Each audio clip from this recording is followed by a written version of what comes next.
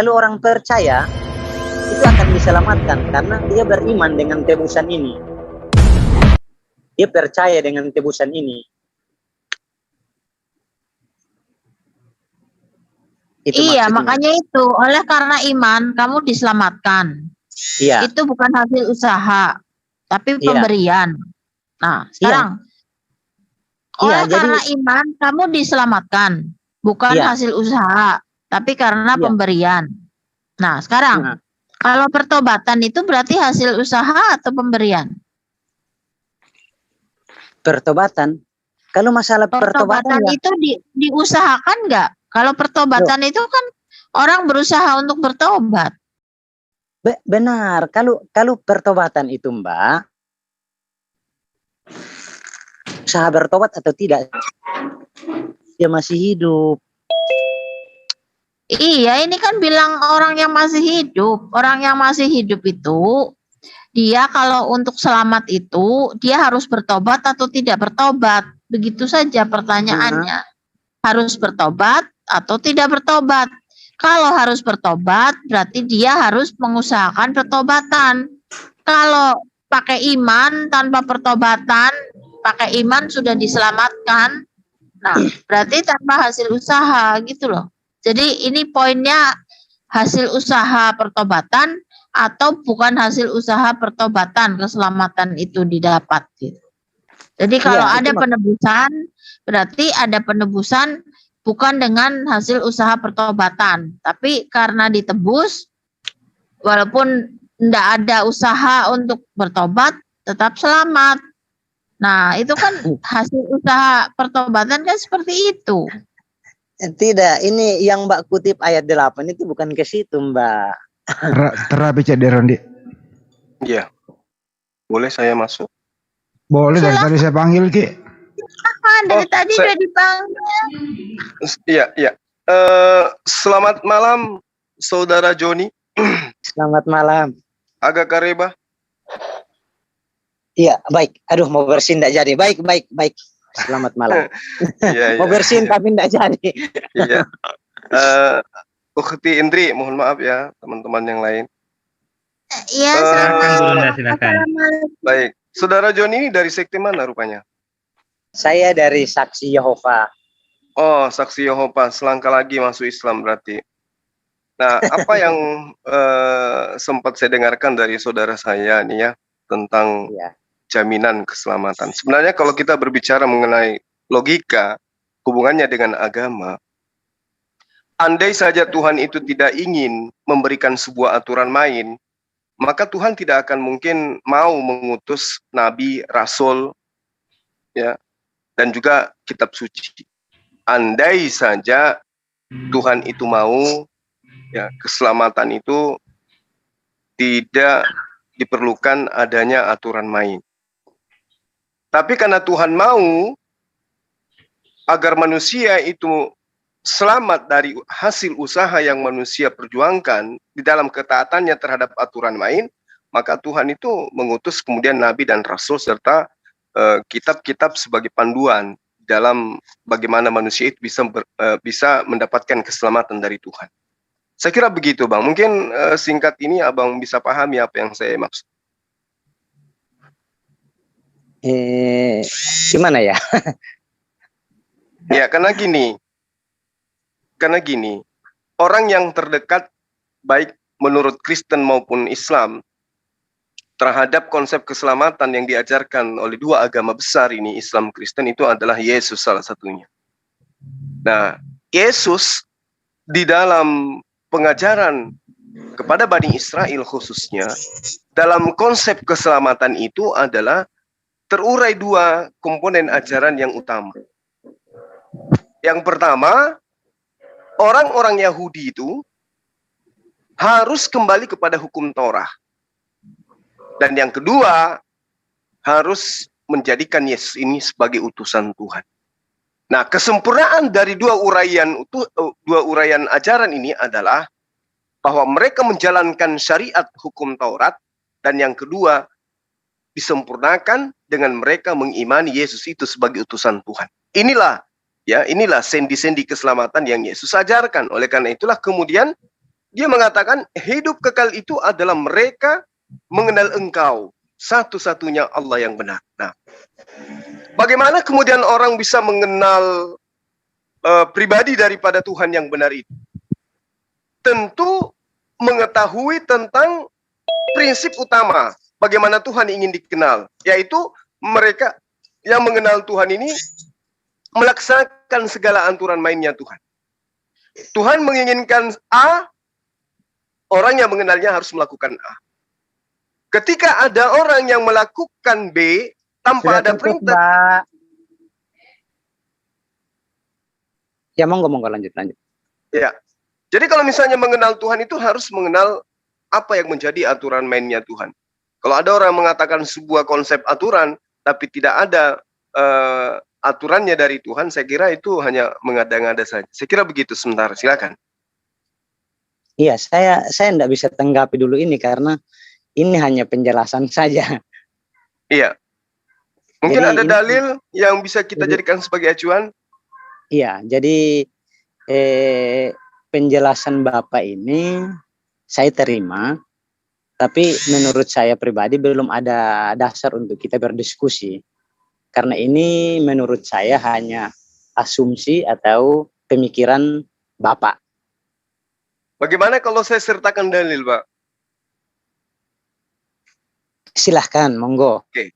Kita mulai dari ulangan 11 nomor 1. Ulangan 11. Sebentar Iya, ya. silakan. Baik. Sudah tutup. Apa ini orang-orang ini? Iya, halo. Iya, silakan, Pak. Sebentar ya. Iya, ya. Iya, nggak apa-apa.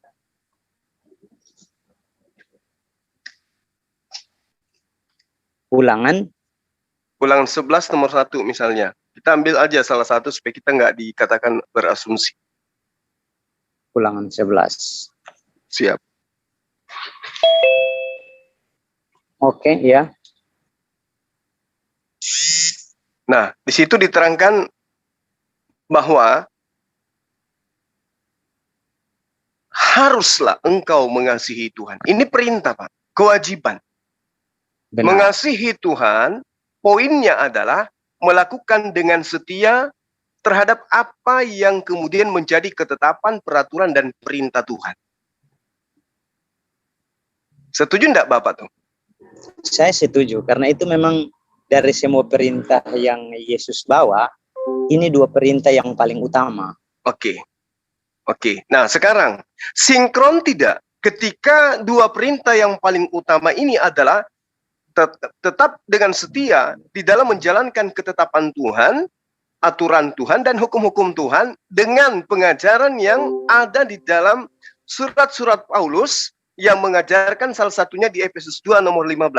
Bahwa dengan matinya Yesus sebagai manusia, maka dia telah membatalkan ketetapan dan hukum-hukum Tuhan dan aturan Tuhan dengan segala perintah dan ketentuan yang ada di dalamnya. Efesus 2 nomor 15. Ini sinkron enggak nih, Pak? Di awal Tuhannya menginginkan harus mengasihi dengan setia. Nah, lalu kemudian saya kasih tambah satu di dalam ulangan 26 nomor 27. Jangan banyak-banyak dulu supaya kita bahas satu-satu. Soalnya kalau banyak-banyak nanti pendengar semuanya saya paham. Silakan. Ya. Efesus tadi berapa, Pak? Efesus 2 nomor 15. Iya, jadi saya jawab dulu pertanyaan yang di ulangan ya, Pak ya. Silakan. Iya, jadi menurut kami saksi Yehova, 10 perintah yang diturunkan oleh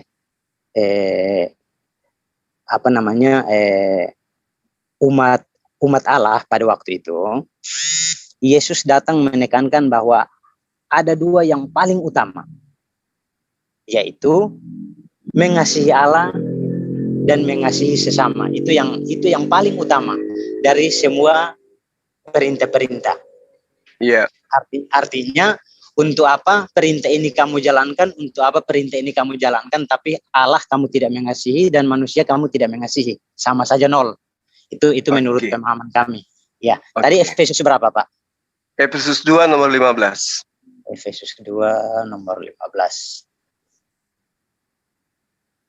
Efesus 2 nomor 15. Oke.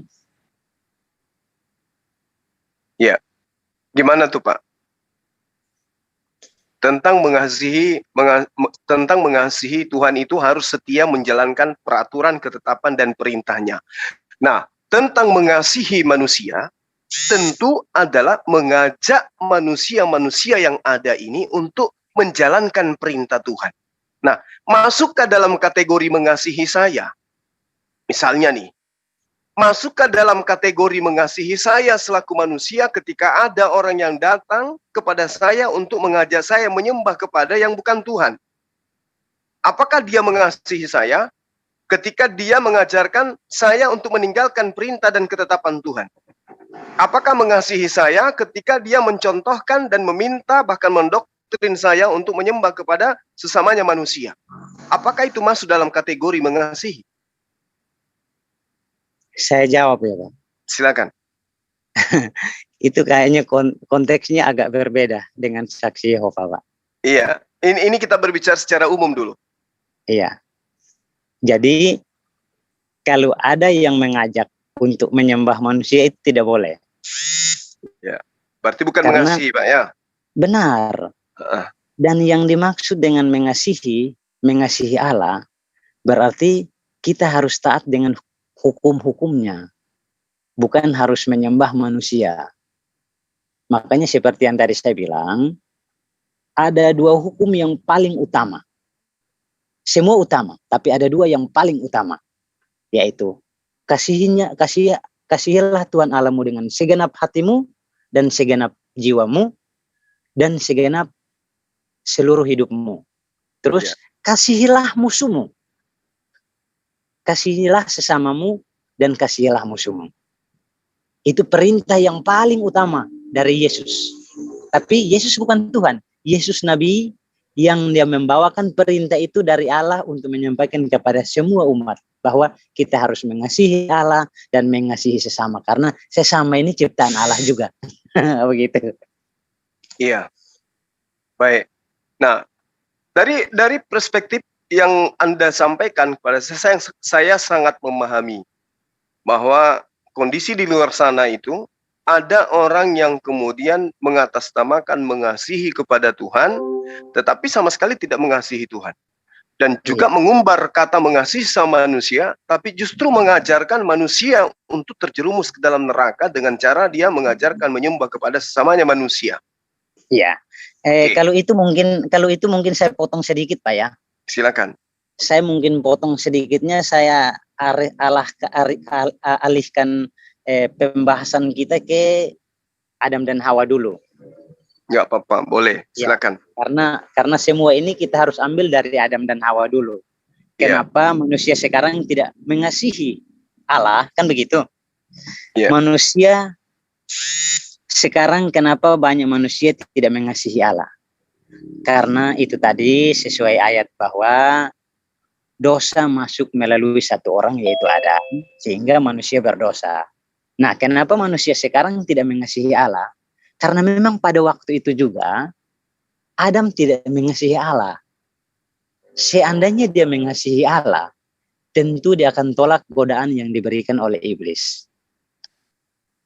Tapi karena Adam tidak mengasihi Allah, sehingga Adam mengikuti rayuan iblis, maka manusia berdosa dan mati, sehingga Allah mengutus Yesus untuk datang menekankan dua hukum itu.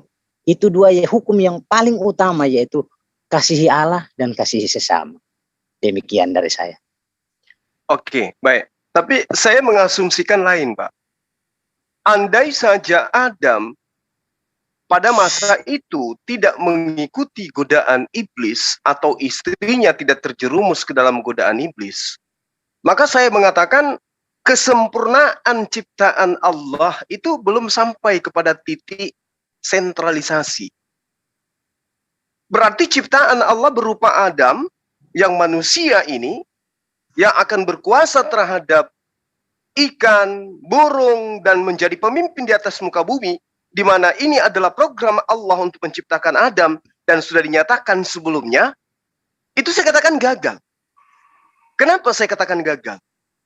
Karena ternyata Adam ini layaknya hanya seperti malaikat dia. Derajatnya tidak naik. Nah, kalau kemudian Adam terjerumus, lalu kemudian dia tidak bertaubat, berarti itu pun gagal.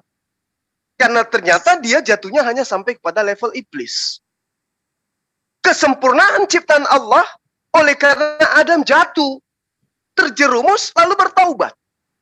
Nah, ini yang saya katakan, Allah berhasil menciptakan makhluk yang hampir-hampir kemudian saya katakan kesempurnaan Adam ini ya tidak dimiliki oleh makhluk lain.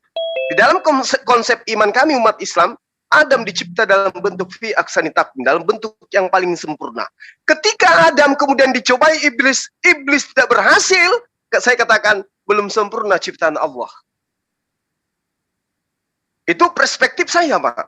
Kenapa belum sempurna ciptaan Allah? Coba Anda bayangkan.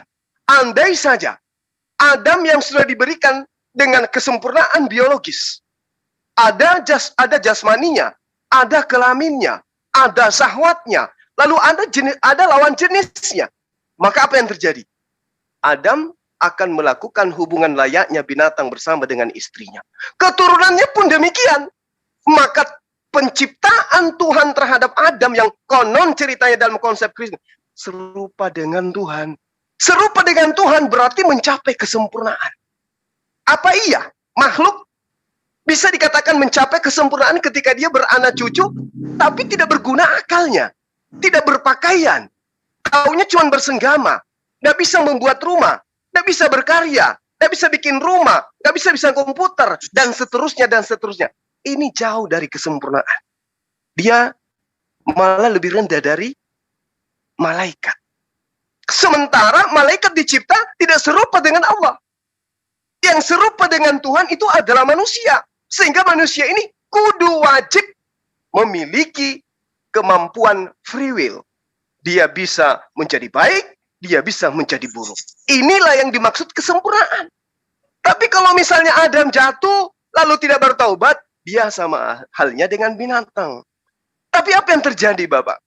Ketika jatuh, baik di dalam kitab Kejadian maupun di Al-Quran, beliau bertaubat dan Tuhan memberkati dia. Bahkan keturunannya secara turun-temurun diberkati oleh Tuhan. Yang dikutuk kemudian adalah tanah, bukan Adamnya. Sehingga anak yang sudah diberkati ini diberikan kekuatan untuk apa? Menggarap tanah untuk mencari nafkah. Nah, ini yang saya maksud. Tapi kalau dalam konsep Kristen, apapun sektenya, dia mengatakan Adam jatuh. Lalu kemudian dari satu orang turun ke bumi, mengentaskan dosa terhadap keturunan. Itu konsep yang keliru. Yang benar adalah kejatuhan Adam terhadap godaan iblis membuktikan Adam ini adalah makhluk yang paling sempurna di antara seluruh makhluk Tuhan. Apa pembuktiannya? Beliau menyadari kesalahannya, lalu bertaubat, memberikan sesuatu yang terbaik terhadap Tuhannya. Ini baru dikatakan sempurna. Kalau dia digoda, Pak, lantas kemudian dia tergoda oleh iblis, jatuh-jatuhnya ada malaikat. Dia bukan makhluk yang dicipta dalam serupa dengan Tuhan.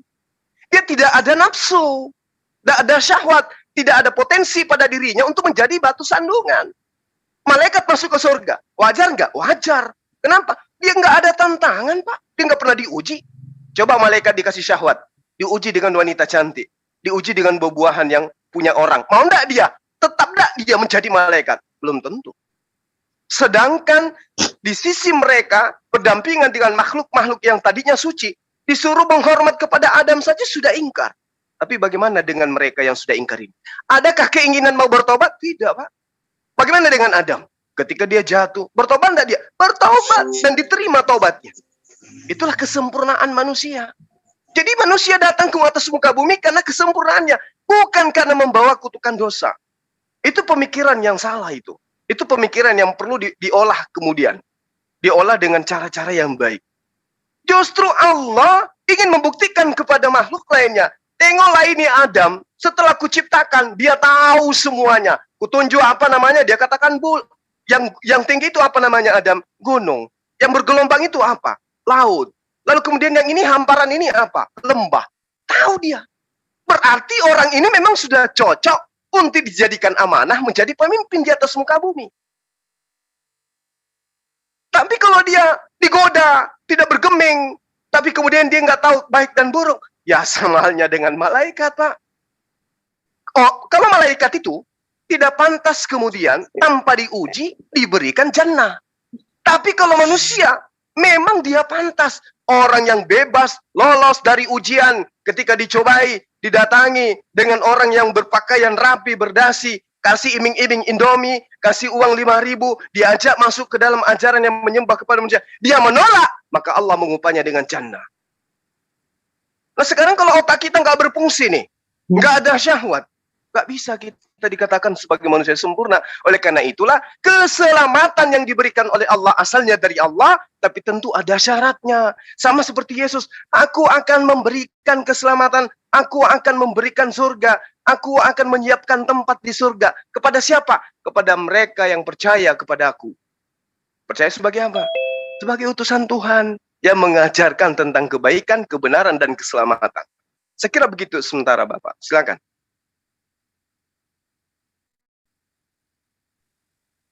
Ya, terima kasih atas khotbahnya. Iya, Ya. anggap saja begitu Bapak. Nggak apa-apa. Habis ini Bapak boleh berkhotbah. Silakan. Saya enggak khotbah, saya hanya mau berdiskusi. Jadi saya mungkin tanggapi di sini. Saya mungkin mau tanggapi Bapak di sini. Pertanyaannya, apakah Allah menciptakan Adam dan Hawa ini manusia atau malaikat? Oke. Jelas dia adalah manusia, Bapak. Dia adalah manusia. Oleh karena itulah harus berbeda dengan malaikat. Malaikat tanpa syahwat. Kalau malaikat digoda, nggak bergeming dia. Tapi kalau manusia, Pak, dikasih godaan, dia pasti ada dua pilihan. Ada dua tempat kembalinya.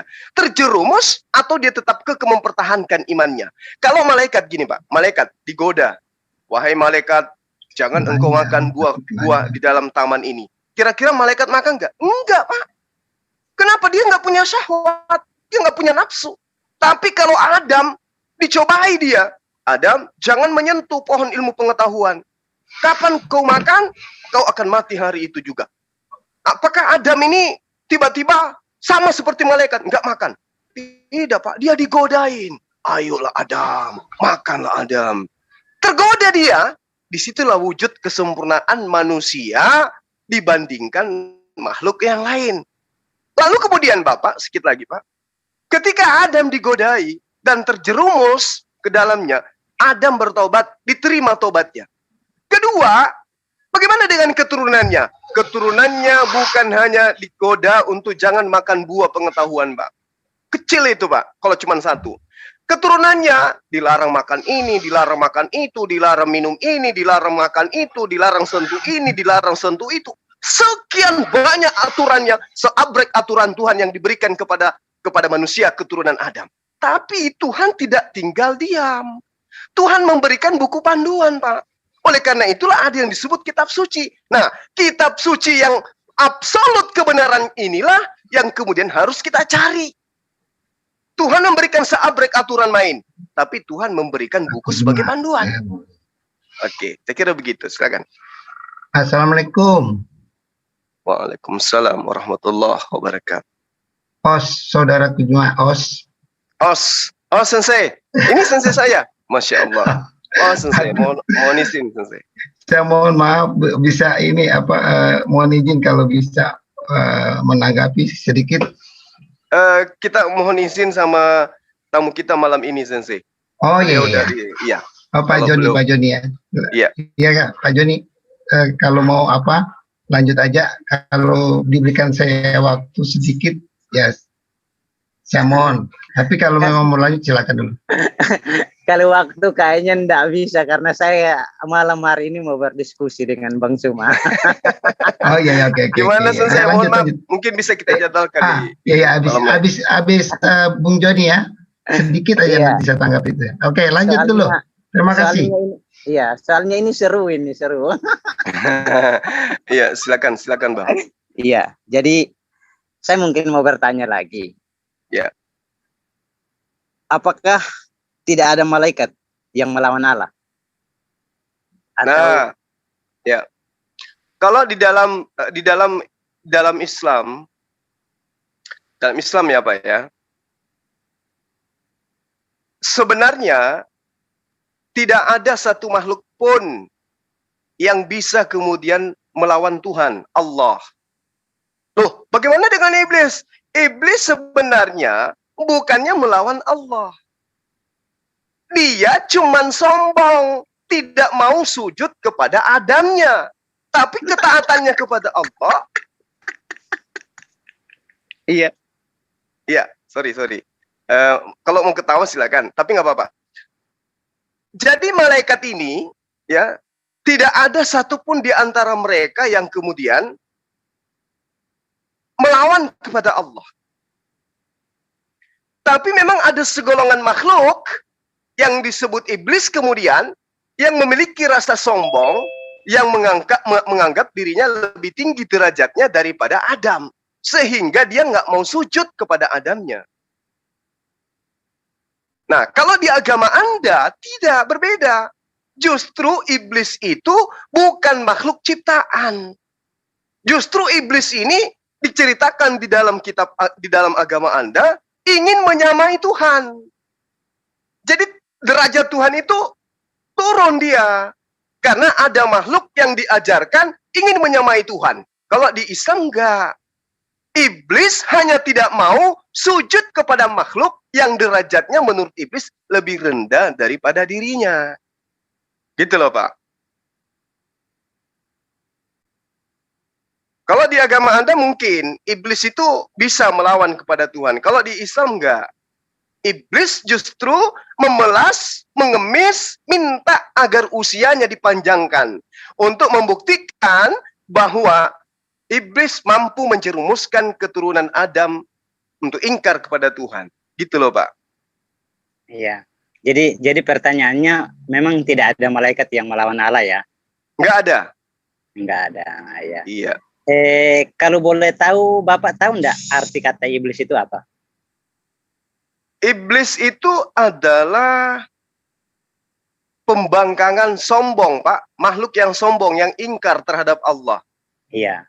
Pertanyaannya, kalau malaikat ada yang sombong, itu dikategorikan melawan Allah, Bapak setuju nggak?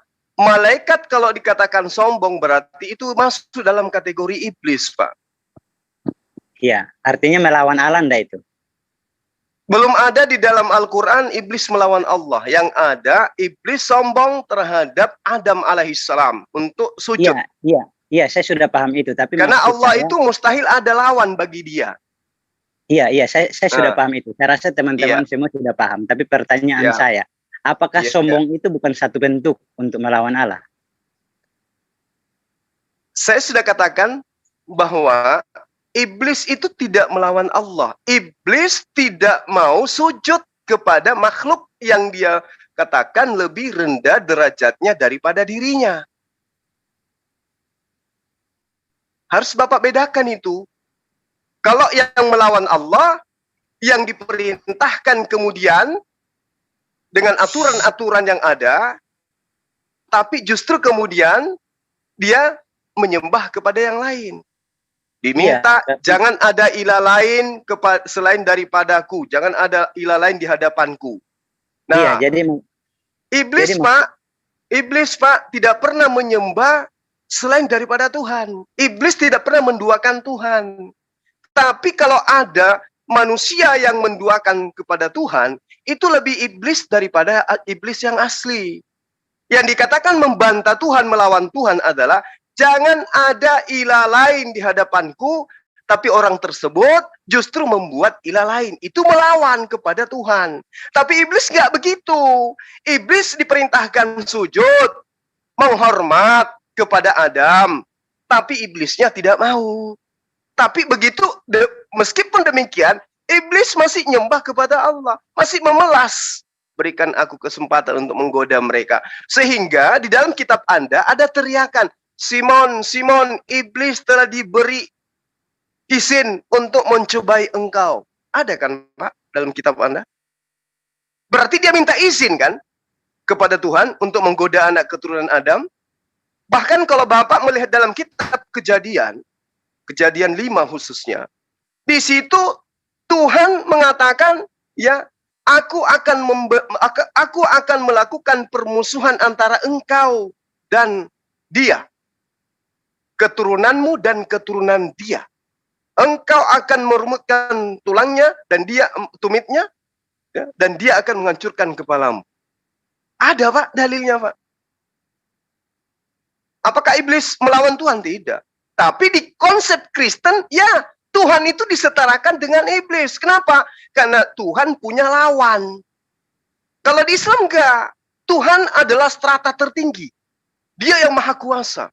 Iblis ini enggak ada apa-apanya. Cuman, wahai iblis, sujudlah engkau. Ah, ngapain aku sujud? Dia dari tanah, aku dari api.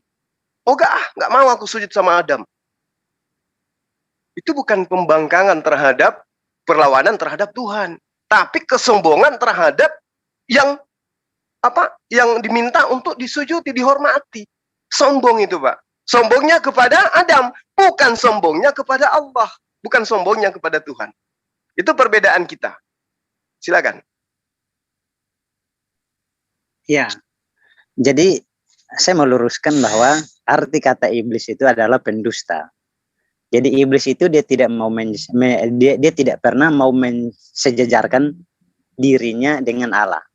Jadi kalau Bapak tadi bilang kalau di Kristen mengajarkan bahwa iblis itu mau mensejajarkan kedudukannya dengan Allah, saya bilang itu salah.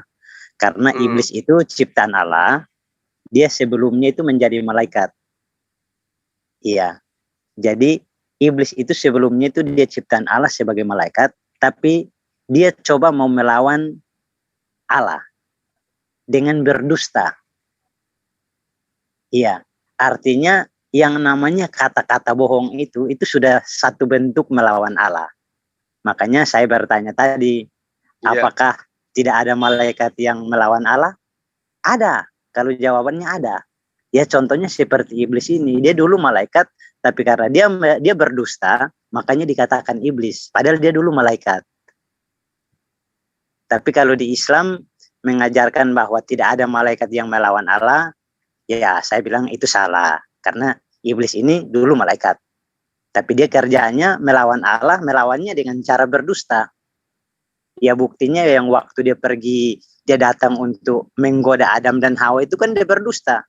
Bunyinya begini, kan Allah dia bilang apa? Semua di dalam taman ini boleh kamu makan. Ya, pertanyaannya, coba Allah bilang setengahnya kamu boleh makan, setengahnya jangan, oke, enggak apa-apa. Tapi kalau dari bunyi ayat ini, saya merasa bahwa betapa baiknya Allah, dia berikan semuanya boleh kamu makan, tapi ada satu yang tidak boleh kamu makan. Nah, datang iblis. Datang iblis, dia bilang, apakah Allah melarang kalian tidak boleh makan buah itu? Jawabannya, iya. Kenapa tidak boleh larang? Dia bilang, kalau kami makan, kami akan mati. Itu baiknya Allah juga, sudah langsung memberitahukan bahwa kalian makan, kalian pasti mati. Jadi posisi di sini Allah memberikan hak semua dan Allah jujur. Tapi apa yang iblis lakukan? Dia bilang tidak, kalian makan, kalian akan sama seperti Allah. Nah ini prosesnya melawan ini. Jadi saya ambil kesimpulan bahwa ada iblis, ada malaikat yang coba melawan Allah. Namanya iblis ini. Dan iblis itu punya pasukan. Banyak pasukannya, namanya hantu-hantu. Ya, demikian dari saya. Mudah-mudahan bermanfaat. Ya. Jadi kalau di dalam pemahaman kami, Pak, itu berbeda memang dengan pemahaman Bapak yang kemudian tadi di awal Bapak mengatakan bahwa Bapak mengatakan bahwa tidak ada di dalam Kristen atau dalam Bible iblis itu ingin menyamai Tuhan. Nah, saya rasa Bapak perlu sedikit waktu untuk membuka kitab-kitab yang Bapak gunakan dari kitab agama lain. Halo Pak Suma. Iya. Iya, ini kita diskusi santai karena memang saya minta di saudara siapa ya? Saya sebenarnya ingin mau berdiskusi dengan Bapak ini mengenai kitab mana yang lebih akurat. Alkitab kah atau Al-Quran. Cuma karena Bapak sudah masuk ke tema ini, ya sudah saya ikut aja. Cuma saya coba meluruskan pemahaman saya lah. Tapi nanti kalau bisa kita cari waktu supaya kita bandingkan Al-Quran kah atau Alkitab yang lebih akurat. Tapi saya ingin tema itu nanti saya dengan Bapak bahas lah. Iya, jadi kalau sebenarnya gini Bapak, kalau berbicara mengenai itu singkat aja ya. Menurut Bapak, terjemahan yang adalah penafsiran manusia terhadap firman Tuhan itu firman Tuhan atau bukan menurut Bapak? Itu aja dulu sebelum kita kembali ke tema kita. Enggak, saya belum bisa jawab itu karena jawab itu kan harus pakai dalil. Iya. Harus pakai dalil. Ya, Jadi saya sih sederhana Pak, sederhana untuk mengetahui keakuratan sebuah kitab, ya, sebuah kitab itu terjemah atau bukan. Kalau terjemah itu kan bahasa manusia Pak. Iya. Jadi apakah bahasa manusia ini boleh dikatakan sebagai firman Tuhan? Iya, jadi saya belum bisa jawab itu karena saya harus jawabkan. Saya kira poin itu udah jelas. Itu juga adalah sedikit sekelumit untuk Bapak pertimbangkan nanti kalau mau berdialog dengan saya dengan tema Al-Quran atau Bible yang akurat. Ya. Oke, kembali kepada tema kita yang tadi Pak ya. Nah, gini, Bapak coba buka dalam kitab Yesaya 14 nomor 14 Pak. Yesaya 14. Di agama Anda itu saya katakan Tuhan itu begitu direndahkan. Sampai tertulis bahwa iblis itu ingin kemudian naik ke awan-awan tujuannya untuk menyamai Tuhan yang Maha Tinggi. Jadi Yesaya iblis itu 14. Begitu. Ya, semoga saya tidak keliru. Coba di Yesaya 14 nomor 14. Bapak punya Bible kan? Ada. Oke, nah sementara di Al-Quran Bapak, iblis ya iblis, malaikat ya malaikat beda. Qala ya iblis. Ya, ini perkataan Allah. Ma mana'aka antas juda lima khalaqtu biyadai. Boleh saya menggunakan original teks kitab saya kan Pak ya? Boleh ya? Silahkan. Oke, astakbarta an kunta minal alim. Wahai iblis. Apa yang menghalangi kamu untuk menghormat kepada Adam yang telah kuciptakan dengan kekuasaanku sendiri? Apakah kamu menyombongkan diri atau kamu merasa termasuk golongan yang lebih tinggi? Ini jelas Pak di Al-Quran. Jadi iblis itu ketika diseru, ya, wa isqala rabbuka lil malaikati inni ja'ilun fil ardi khalifah qalu ataja'alu fiha may yufsidu fiha wa yasfiku dima wa nahnu nusabbihu bihamdika wa nuqaddisu lak qala inni a'lamu ma la ta'lamun. Ya. Di ayat-ayat selanjutnya kemudian diterangkan illa iblis, kecuali iblis. Sehingga ditanyai oleh Allah, "Qala ya iblis, ma mana'aka an tasjuda lima khalaqtu biyadan?" Wahai iblis, apa yang menghalangi engkau untuk menghormat kepada ciptaanku yang aku ciptakan dengan kekuasaanku, yaitu Adam? Berarti yang diperintahkan di sini iblis, dan iblisnya menjawab bukan karena ingin menyamai Allah, tetapi karena dia sombong. Dia merasa lebih tinggi daripada Adam. Bukan karena dia ingin menyamai Allah. Itu di agama Anda. Di Islam enggak. Allah itu adalah pencipta langit dan bumi yang menguasai segala apapun yang ada di atas muka bumi maupun yang ada di langit. Baik yang terlihat maupun yang tak terlihat. Itu Allah. Berkuasa terhadap setan-setan. Nah, di kitab Anda ternyata iblisnya justru ingin menyamai Tuhan. Berarti Tuhan itu dianggap sepele di dalam agama Anda berdasarkan kitab. Bukan saya mengada-ngada. Nah, kemudian ketika Anda mengatakan iblis itu pembohong.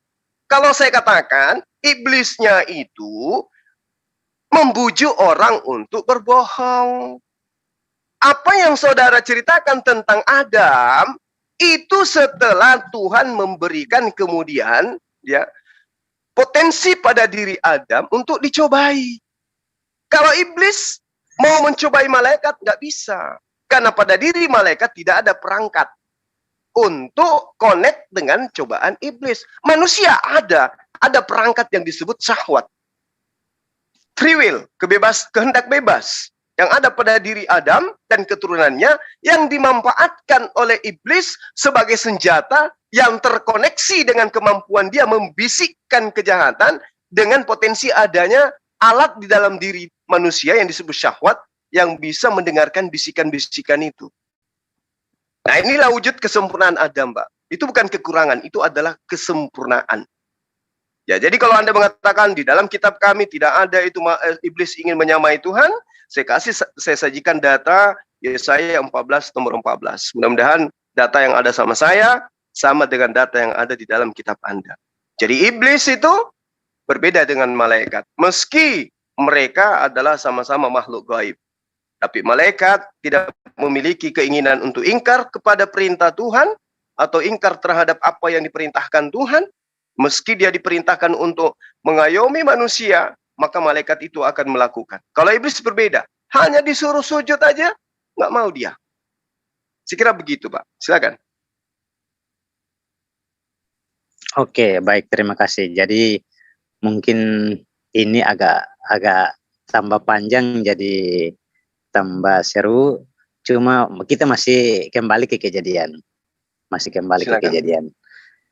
Sekarang kita bahas satu lagi proses penciptaan manusia ini, Pak. Kalau menurut Bapak atau menurut di Al-Quran, Adam dan Hawa ini diciptakan di surga atau di bumi? Kalau saya, Bapak, berdasarkan Al-Quran, Adam itu diciptakan di Jannah. Jannah itu surga menurut bahasa kita orang Indonesia. Surga ya. Iya. Iya. Berarti di sini mungkin kita dapat perbedaan lagi. Karena tadi kalau di kitab Anda di mana diciptakan? Diciptakan di bumi. Ada ayat mungkin, Pak, yang bisa? Ada. Silakan. Ayatnya mungkin saya kasih ayat untuk kita bisa berpikir saja. Di sini kan sebelum alam menciptakan manusia, kan alam menciptakan tumbuh-tumbuhan, pohon-pohon, binatang-binatang, darat dan laut, ya kan? Setelah semua ini sudah ada, baru Allah menciptakan manusia. Nah, Allah menempatkan manusia ini di satu taman, namanya Taman Eden. Nah, Taman Eden ini juga, sebentar, di ayat 2 ya. Taman Eden ini juga menguatkan bahwa itu di bumi karena ada 4 sungai yang mengalir mengelilingi taman ini. Mudah-mudahan di Al-Quran juga ada ya, karena saya sudah bahas dengan beberapa teman muslim, ternyata mereka percaya. Akhirnya mereka percaya bahwa Adam dan Hawa diciptakan di bumi. Saya tidak tahu di Al-Quran itu sungai-sungai apa, tapi di sini di kejadian 2 ayat 10 sampai 14 itu ada 4 sungai yang mengelilingi taman ini. Jadi kesimpulannya Allah menciptakan manusia di bumi dan Allah menempatkan manusia di taman itu. Allah membuat satu taman di bumi dan menempatkan manusia pada waktu itu di situ. Jadi ada ayat yang banyak ayat yang menguatkan bahwa sebelum Allah menciptakan manusia, Allah menciptakan laut, darat, pohon-pohon, hewan dan tumbuh-tumbuhan. Setelah itu baru Allah menciptakan manusia. Nah, banyak pemikiran atau banyak tanggapan teman-teman bahwa di Muslim bahwa Allah menciptakan manusia di surga. Sedangkan di Alkitab saya Allah menciptakan manusia di bumi karena di situ dilihat dari sebelum Allah menciptakan manusia, Allah menciptakan dulu yang tadi saya sebutkan. Nah, supaya lebih yakin lagi bahwa benar manusia diciptakan di bumi itu di 4 sungai itu. Jadi di kejadian 2 ayat 10 ada 4 sungai. Yang pertama sungai yang mengalir sungai yang mengalir di Taman Eden atau Firdaus ini, Taman Eden, itu satu. Sungai pertama adalah Sungai Pison. Saya kurang tahu di Al-Quran sungai apa ya, tapi saya beri tugas ke teman-teman, tolong cek 4 sungai ini di Al-Quran. Itu pasti ada. Yang pertama Sungai Pison. Itulah sungai yang mengalir di Kejadian 2 ayat 10 ya. Kejadian 2 ayat 10 sampai 14. Jadi ini bukti bahwa memang benar Allah menciptakan Adam dan Hawa di bumi, bukan di surga. Jadi ada 4 sungai. sungai yang pertama, mulai dari ayat 10, ada sungai yang mengalir mengelilingi taman itu. Dan dari sana sungai itu terbagi menjadi 4. Jadi dari taman ini mengalir terbagi menjadi 4 bagian. Jadi taman ini di tengah. Sungai yang pertama, Sungai Pison. Itulah sungai yang mengelilingi seluruh tanah Hiwila. Ya, Hiwila ini cari tempatnya, ada itu. Di tanah Hiwila ada. Masih ada di bumi itu. Masih ada di bagian timur tengah itu ada. Tempat adanya emas. Jadi di Hiwila ini tempatnya emas. Sungai yang kedua, sungai yang kedua, Sungai Gihon. Itulah sungai yang mengelilingi seluruh tanah Kus. Jadi saya kasih tugas ke semua teman-teman, mudah-mudahan ini live ya, cek di mana itu tanah Kus. Jadi tadi tanah Hiwila, wilayah Hiwila, tanah Hiwila ini cek di negara mana, nanti dicek. Terus yang kedua, tanah Kus, cek di negara mana, itu ada di bumi, bukan di surga. Sungai itu, sebentar, Pison, emas, bagus. Di situ ada tanah Hiwila. Ayat 13, sungai yang kedua, Sungai Gihon. Itulah sungai yang mengelilingi tanah Kus. Sungai yang ketiga, sungai bernama Sungai Tigris. Itulah sungai yang mengalir ke sebelah timur Assyria. Cek ya. Yeah. Jadi sudah tiga tempat yang saya sebut di sini. Assyria, cek di negara mana. Hiwila, cek di negara mana. Dan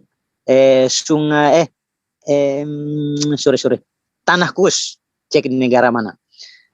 Terus lanjut, sungai yang keempat adalah Sungai Efrata. Ya, itu demikian dari saya. Terima kasih, mudah-mudahan bermanfaat. Oke, baik. Makasih banyak Bapak atas penjelasan Bapak. Jadi gini, tadi saya mengingat ya, ketika dihubungi ada Bapak yang ingin membahas tentang keakuratan sebuah kitab Al-Quran dan juga Biblos. Nah, melihat dari cerita yang Bapak bangun malam ini tentang di mana Adam dicipta, itu saya rada-rada, apa ya bilangnya, karena kitab Kejadian itu Pak, itu baru dibuat ketika kemudian dikatakan Nabi Musa menerima Torah. Nah, yang muncul kemudian di tangan kita sekarang ini, itu bukan Torahnya Nabi Musa. Makanya saya katakan tadi, apakah terjemahan itu bisa dikatakan sebagai firman Tuhan? Sementara kata Pison, kata Gihon, Efrat, dan seterusnya, kalau itu dijadikan sebagai dasar pijakan untuk mengatakan Adam dicipta di dunia, berdasarkan dalil ini, saya katakan dalil ini dituliskan bukan pada masa Musa, tapi jauh setelah Musa, karena hanya terjemah. Kita nggak ngerti Musa menuliskan sungai apa namanya. Kalaupun Musa menceritakan tentang Gihon, Tigris, Efrat, dan seterusnya, itu bukan berarti dia sedang bercerita tentang Gan Eden. Dan bukan berarti Gihon, Tigris, dan juga Efrat, dan juga Pison ini tidak meniru terhadap apa yang ada di surga. Penamaan Gihon, Tigris, Efrat, dan Pison itu tidak diterangkan kemudian letaknya di mana di atas muka bumi ini. Itu satu. Kemudian yang kedua Bapak, secara garis besar, Kejadian 1, nomor 3 sampai nomor 5, dikatakan cahaya diciptakan pada hari pertama. Kejadian 1, nomor 14, nomor 19, jelas di sana sumber cahaya ya diciptakan pada hari keempat. Dari cerita ini aja sudah bisa kita menarik kesimpulan bahwa kejadian Adam adanya di India atau adanya di Irak sana, itu nggak bisa dijadikan sebagai acuan karena berdasar terhadap kitab Kejadian 2. Nggak bisa. Karena Kejadian 1 aja ceritanya udah error, Pak. Kejadian pertama, Kejadian 1, nomor 3 sampai 5, di situ sudah Tuhan menciptakan hari pertama ada cahaya. Sumber cahaya diciptakan pada hari keempat. Udah kebalik-balik ini. Jadi kalau Bapak mengatakan di Islam ada yang mengatakan bahwa Adam dicipta di dunia, itu Islam apa itu, Pak? Saya rasa Islamnya belum sunat. Karena di dalam Al-Quran itu sangat jelas, akurat, diperintahkan, dikatakan di dalam Al-Quran, bahwa Adam itu diciptanya itu di jannah. Adam dicipta di jannah, Pak. Itu diterangkan di dalam Al-Quran. Surah Al-Baqarah ayat 35. Mungkin Bapak bisa menelaah lebih jauh nanti, berselancar ke Al-Quran, minimal terjemahan yang Anda bisa baca. Di situ jelas pernyataan Allah.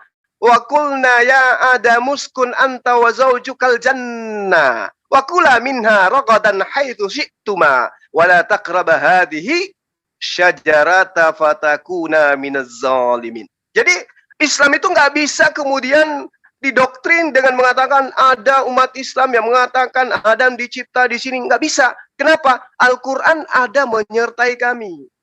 Roh Kudus menyertai kami senantiasa sepanjang masa, Pak. Al-Quran.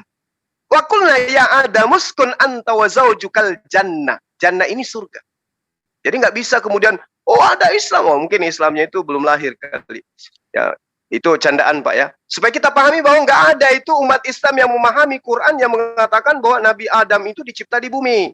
Sementara kitab Anda sendiri, saya katakan, saya berani mengatakan kitab Anda itu bukan di bumi, Pak. Kenapa saya katakan bukan di bumi? Sederhananya begini. Yang tadi yang pertama ya, bahwa tidak mungkin kemudian sebuah kitab yang sudah kayak begitu modelnya bisa dijadikan sebagai acuan pembenaran di dalam berdialog. Kedua, di kitab Anda itu diterangkan bahwa Adam ini itu dicipta di sebuah taman. Di mana taman itu dibuat? Di Eden.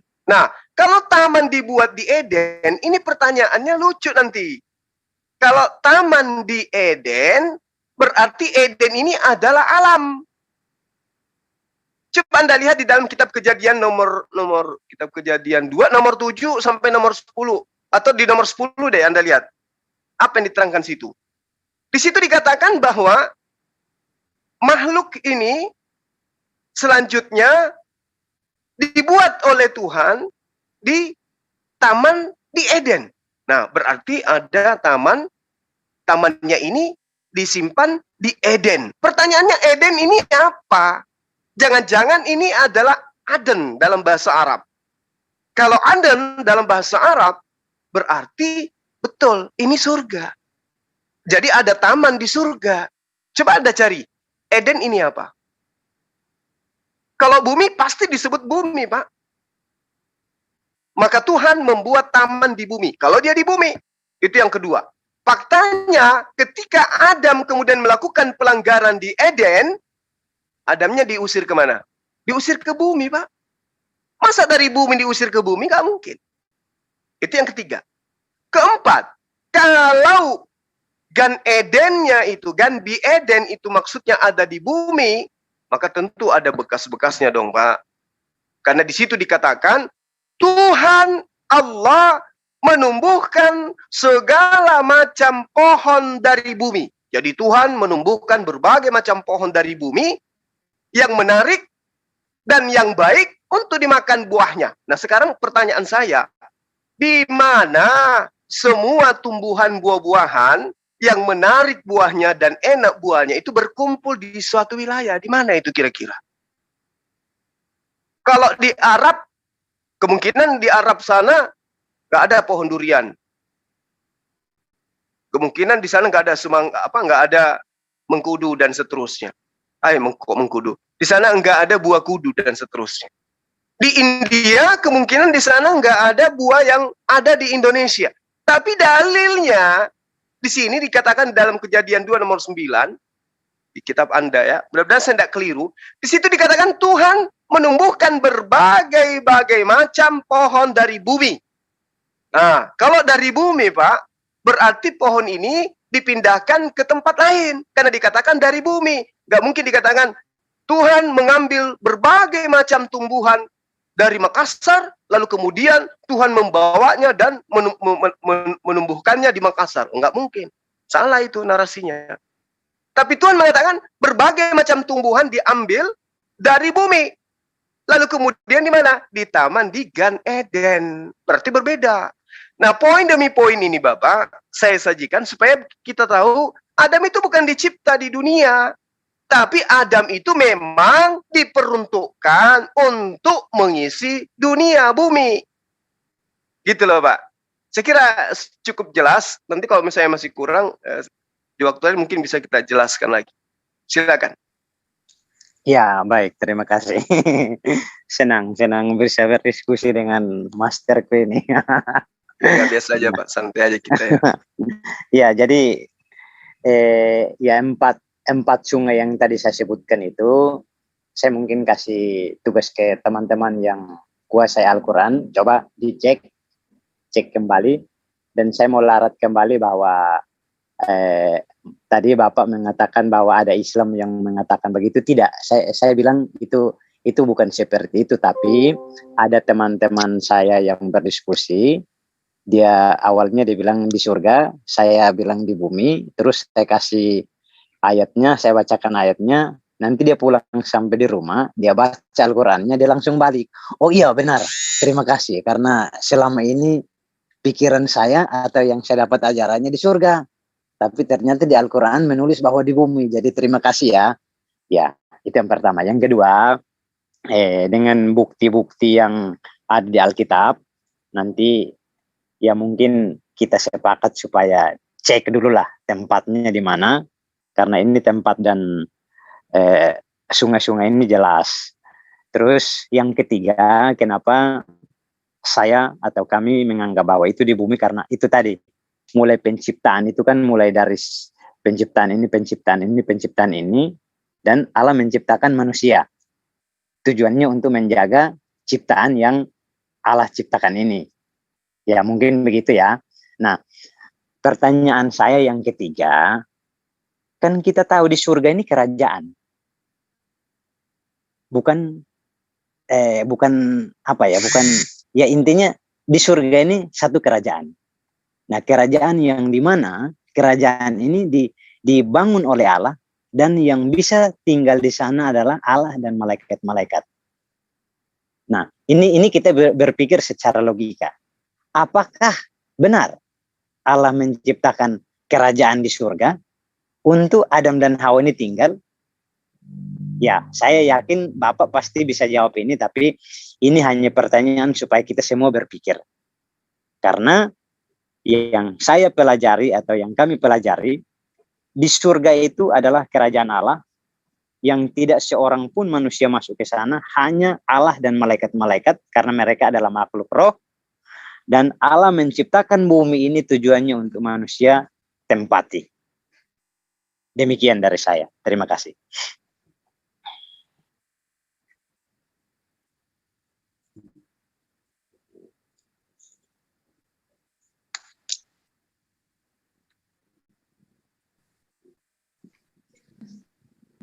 Bang Suma. Burunda. Tamun. Walah, saya termute ternyata. Sorry. Saya ulangi ya. Iya, saya malah bertanya tadi. Boleh diulang pertanyaannya, Pak? Saya nggak terlalu kopi. Soalnya saya batuk. Iya, saya ulangi, tapi mudah-mudahan boleh. Mudah-mudahan jangan salah supaya timbul lagi pertanyaan. Iya, nggak apa-apa. Saya juga masih belajar, Bapak. Iya. Jadi saya mungkin kasih tugas ke teman-teman malam hari ini yang mendengar. Tolong kita baca bersama, apakah di Alkitab kah atau di Al-Quran kah. Tolong cek 4 sungai ini. Apakah ada di surga atau di bumi. Iya, saya justru ini Pak, mau minta dalilnya di Al-Quran menceritakan tentang 4 sungai ini itu di mana? Ya, saya tidak tahu. Nanti saya ketemu orangnya baru. Ya, nanti saya ketemu orangnya, saya tanyakan lagi, karena orang yang saya berdiskusi dengan dia itu ya boleh dibilang seniornya Al-Quran. Tapi nanti saya ketemu. Saya minta dia dia tinggal di kompleks LDI sini. Iya. Jadi saya mungkin jadi seniornya Al-Quran ini mengatakan bahwa Adam dicipta di bumi gitu ya Pak ya? Iya, dia baru baca dan dia baru tahu kalau Adam ini diciptakan di bumi karena 4 sungai yang saya sebutkan tadi itu ada di Al-Quran. Jadi senior ini baru baca gitu? Dia baca Pak, tapi selama ini kan hanya baca lewat. Tapi saya arahkan 4 sungai ini, nanti dia pelan-pelan baca, baru dia paham. Oh iya. Bagus juga seniornya, ternyata Bapak lebih duluan tahu daripada dia. Jangan gitulah, ini kita diskusi. Ya, jadi maksud saya begini, saya mohon maaf kalau nanti ada yang tidak berkenan ya dibuang. Tapi ada yang bermanfaat untuk kita semua, monggo dipakai.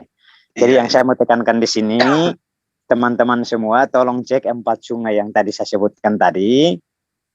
Dan yang kedua, bukti bahwa kami percaya bahwa Adam dan Hawa diciptakan di bumi karena itu tadi. Sebelum Allah menciptakan manusia, Allah menciptakan tumbuh-tumbuhan, tanaman, apa semua gitu. Jadi kesimpulannya Adam diciptakan di surga, di bumi, dan tempatnya ada di India. Dekat, ya tempatnya ada di 4 sungai itu. Saya tidak tahu di bagian mana. Ya, terus yang ketiga, kita semua percaya dan yakin bahwa di surga itu kerajaan Allah, iya kan? Iya.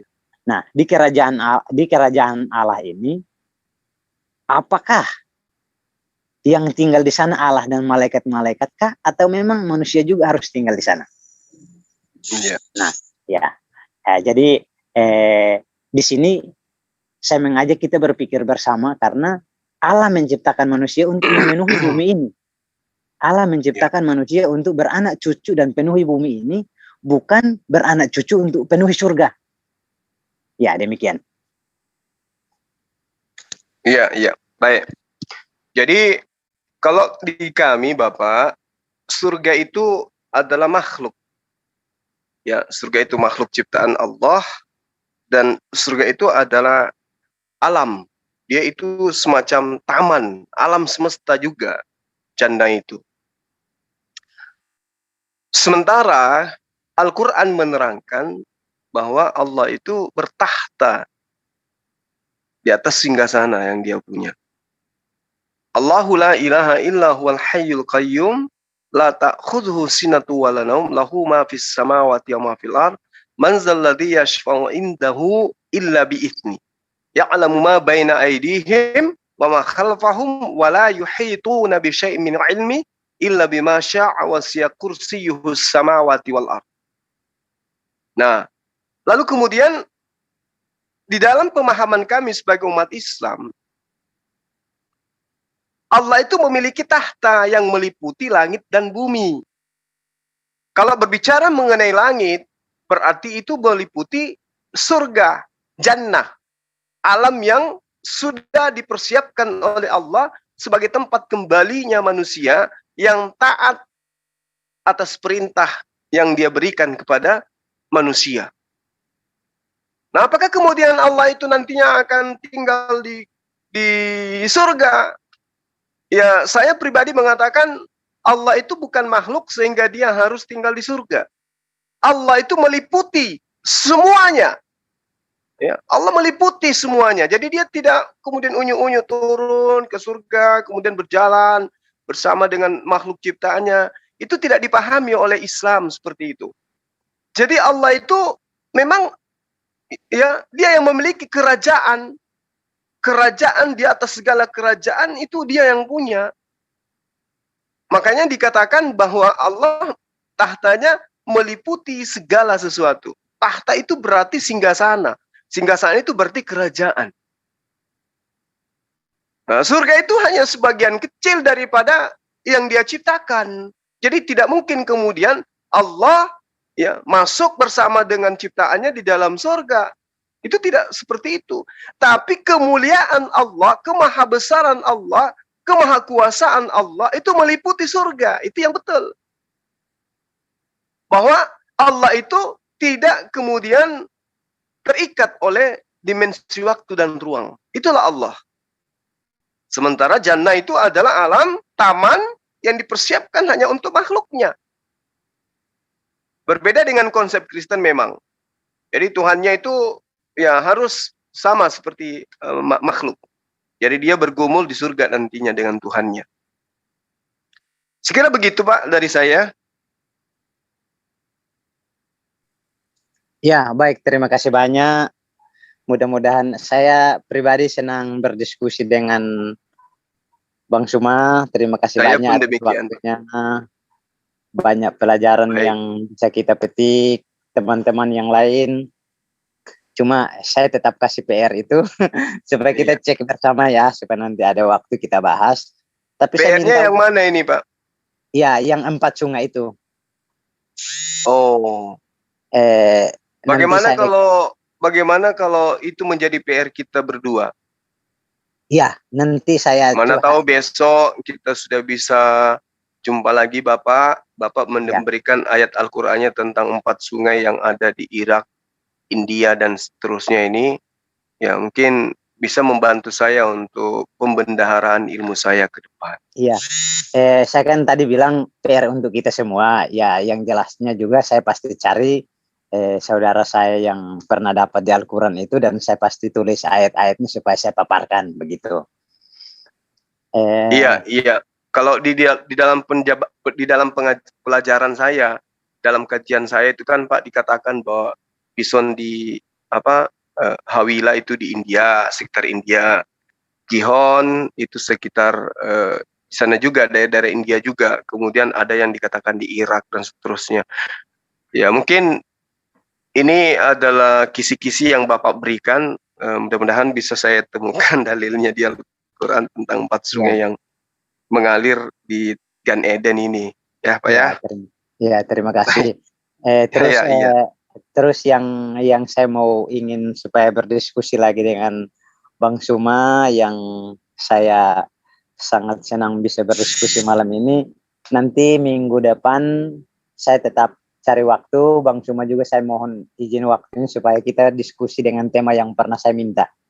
Baik ya, Bapak. Artinya di sini saya belajar, teman-teman yang lain juga belajar dengan arahan dari Bang Suma, cuma istilahnya saya agak melawan sedikit.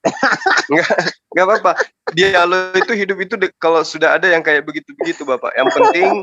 Yang penting kita tidak menistakan sembahan kita, lawan diskusi gitu ya. Ya, yang jelasnya juga saya pasti melawan, tapi saya melawan dengan dalil atau ayat-ayat. Saya tidak mau pakai asumsi. Ya, kita harus memperjuangkan iman kita, Pak. Tentu dengan cara-cara yang baik. Baik. Jadi mohon izin, terima kasih Bang Suma. Sama-sama Pak. Ya. Teman-teman yang lain, terima kasih banyak. Ya. Sudah tengah malam, saya mau istirahat dulu. Matur suhun. Matur suhun. Silakan teman-teman yang ingin lebih lanjut berdialog. Kami sudah selesai. Saya minta maaf karena waktu saya ambil alih tadi. Itu juga disebabkan karena memang Pak Joni ini dijadwalkan untuk berdialog dengan saya dengan tema kitab yang lebih akurat, Al-Quran atau Biblos. Tapi ternyata tadi gitu saya masuk, Bapak tamu kita ini sedang membahas tentang Adam, surga, dan beberapa tema yang tadi. Akhirnya saya ngikuti aja. Ya saya minta maaf ya teman-teman kalau saya mengganggu. Mungkin setelah ini teman-teman ada yang ingin berdialog, waktu dan tempat saya persilakan. Untuk rekan-rekan netizen yang ada di Zulkifli Mabas dan juga di channel-channel sahabat yang lain, saya ucapkan banyak terima kasih banyak atas perhatian antum semua kepada kami yang ada di sini. Tolong bantu saya ya tentang PR yang tadi. bahwa ada di dalam Al-Quran surah yang menerangkan 4 sungai yang ada di bumi tempat penciptaan Nabi Adam alaihissalam. Saya kira begitu.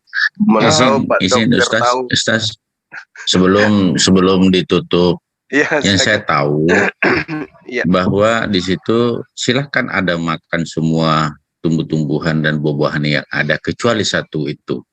Apakah waktu itu memang Nabi Adam dengan Hawa sudah bertani, Bung Gurunda? Mohon penjelasan. belum bertani. Nah, belum. artinya apa yang dia makan itu kan sudah tersedia. Iya. Iya, itu Apakah memang di itu bumi di itu jannah bisa memang. seperti itu? Kalau kita melihat dari kitab Kejadian 2, itu diambilnya bahan-bahan ini dari bumi, yang sudah tersedia dari bumi, lalu kemudian ditumbuhkan di taman yang ada di Eden.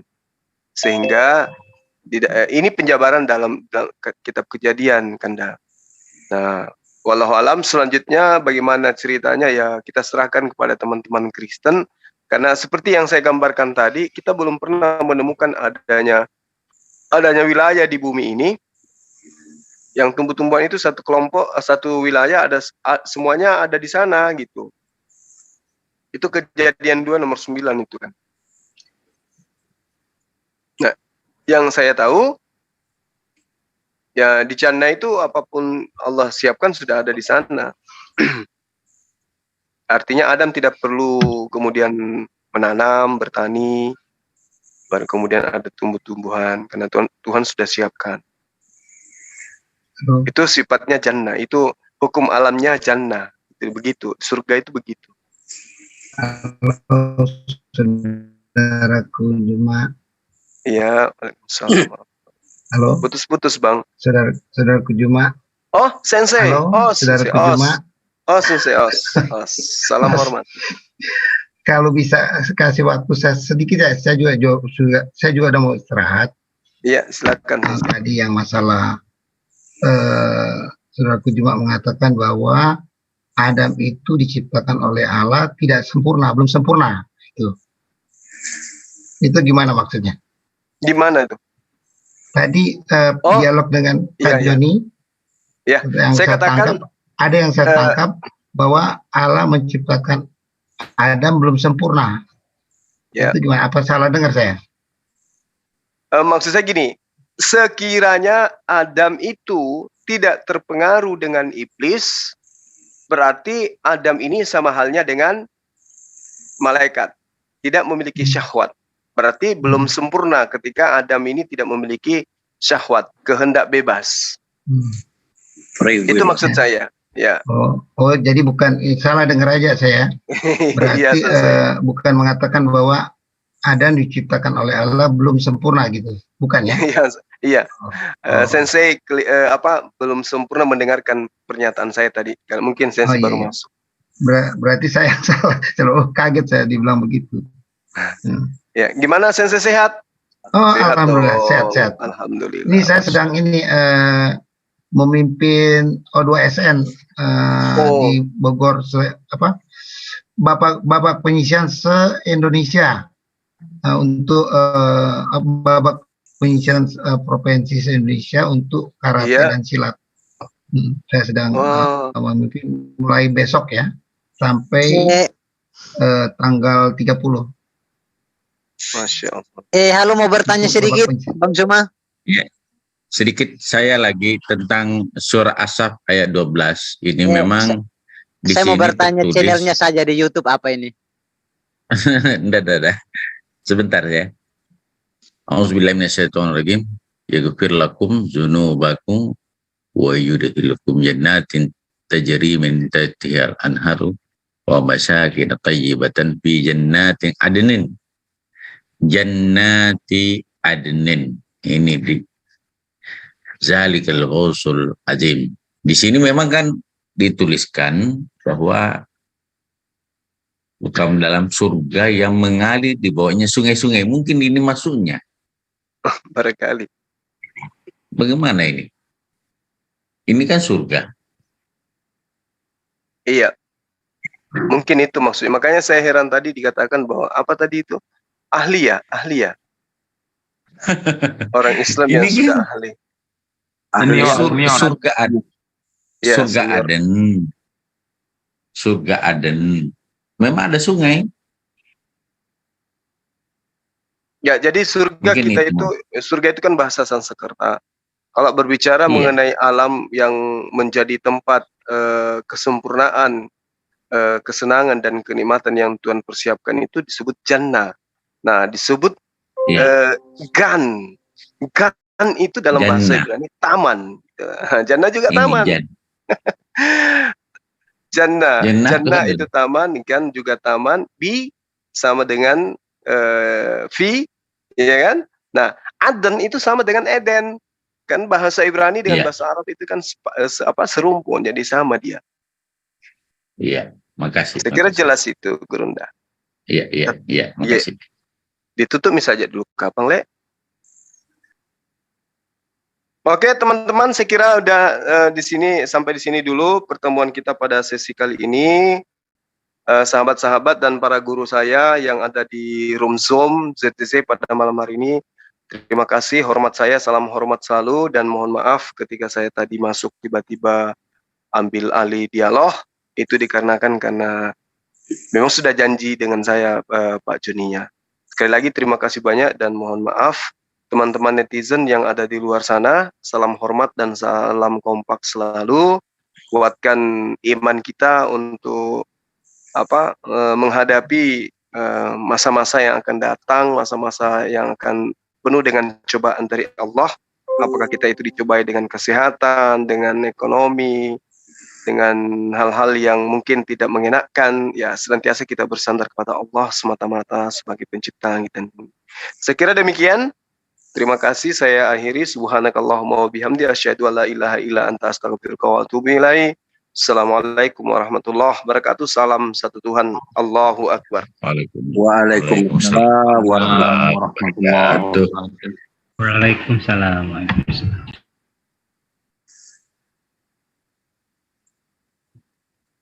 Sudah ditutup ini, Pak Panji?